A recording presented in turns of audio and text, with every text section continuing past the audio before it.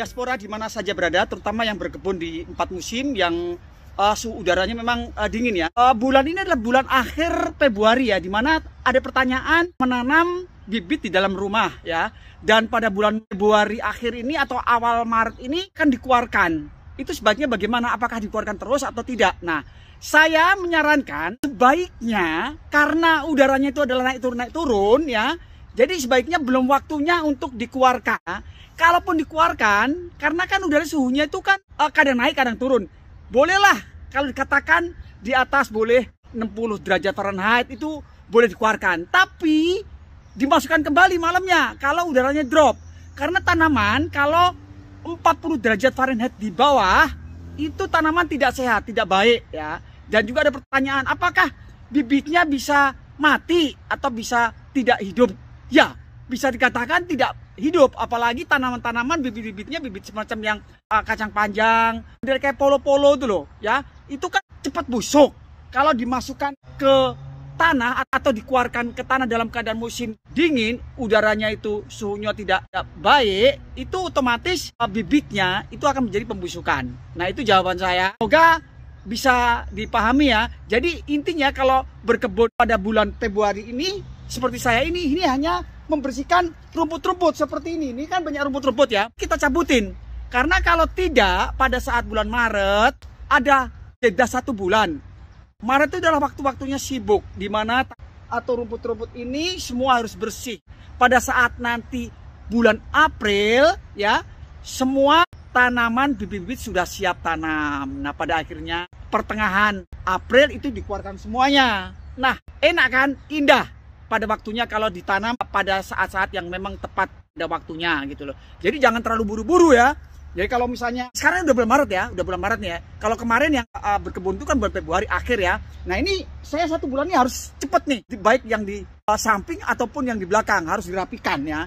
Jangan sampai tidak gitu loh. Kalau pada saat kita tunggu udara enak, kita bersihkan segala macam, aduh bener-bener capek ya. Kita udah bersihin rumput, nyangkul-nyangkul dan pembibitan, waduh udah bener-bener tenaga itu bisa terkuras habis gitu loh. Nah, makanya step by step teman-teman tetap semangat. Jadi bulan Februari itu saatnya kita mengorganize, maksudnya itu kita menyiapkan apa aja sih tanaman yang mau ditanam, kan pasti planning kan, tanaman apa, misalnya itu kacang panjang atau kale atau kol. Nah, itu yang perlu ya. Nanti pada saat bulan Maret pertengahan itu mulailah pembibitan. Nah, pembibitan di dalam rumah ya. Kalau di luar rumah nanti naik turun otomatis tanaman tidak akan jadi. Sekarang saya masih tetap berkebun untuk membersihkan rumput-rumput ya kan. Musim dingin ya. Nah, ini kita harus bersihkan ya. Terus juga rumput-rumput ya kita harus ambil-ambilin ya kan.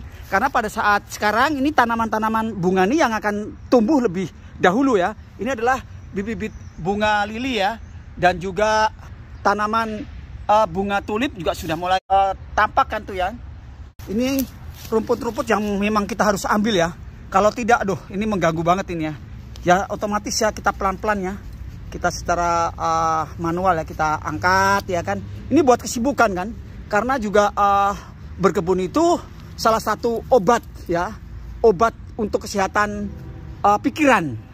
Nah, ini banyak banget rumputnya kan. Tuh banyak banget kan. Ya, kita ini masih di samping ya. Dan ini tanam-tanaman yang belum saya rapikan.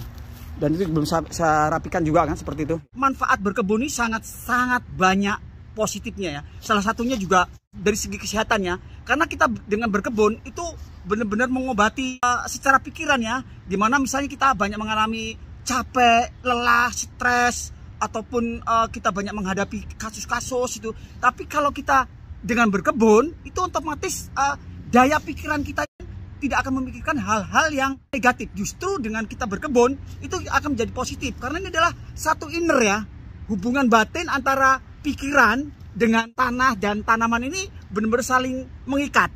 Nah, itulah salah satu manfaat berkebun untuk kesehatan ya. Nah, berkebun tuh nggak mesti harus punya tanah yang luas, gede atau apa. Dengan tanah kecil pun juga bisa ya kan. Termasuk juga di pot itu juga bisa ya. Karena dengan misalnya di pot ada pertanyaan kan, apakah bisa kalau saya itu dengan berkebun pakai pot? Ya sangat bisa ya kan.